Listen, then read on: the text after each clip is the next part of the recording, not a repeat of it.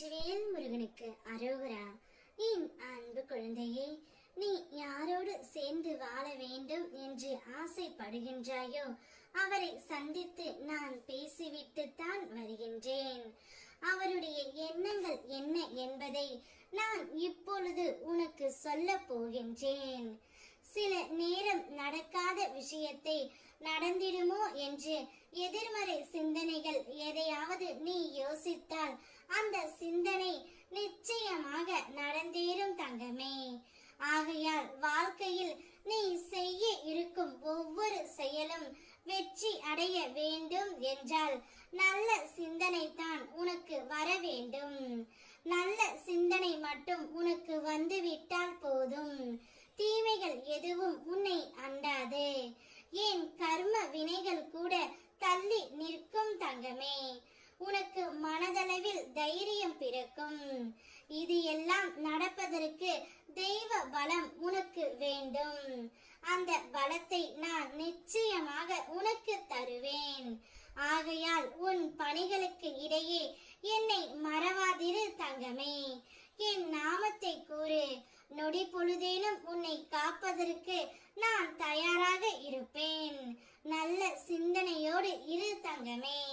நீ யாரோடு சேர்ந்து வாழ வேண்டும் என்று எப்பொழுதும் நினைத்து கொண்டு இருக்கின்றாயோ அவருடைய எண்ணம் முழுவதும் நீ மட்டும்தான் இருக்கின்றாய். உன்னை பார்க்க வேண்டும், உன்னிடம் பேசியே ஆக வேண்டும் என்று அவர் ஏங்கி தவித்துக் கொண்டு இருக்கின்றார்.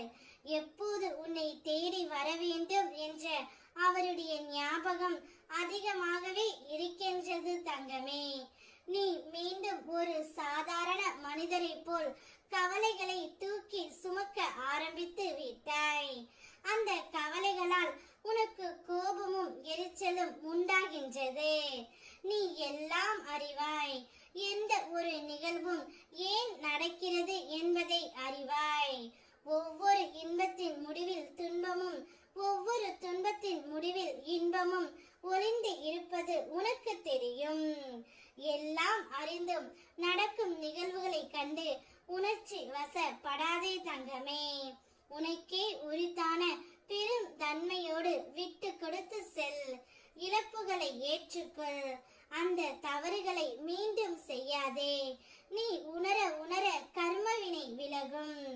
என்னை இறுக பற்றிக்கொள். என் நாமம் உச்சரித்து கொண்டே இரு. எல்லாம் கடக்க உனக்கு சக்தி கிடைக்கும். நீ சேர்ந்து வாழ ஆசைப்பட்ட அந்த நபரே உன்னை தேடி வருவார்.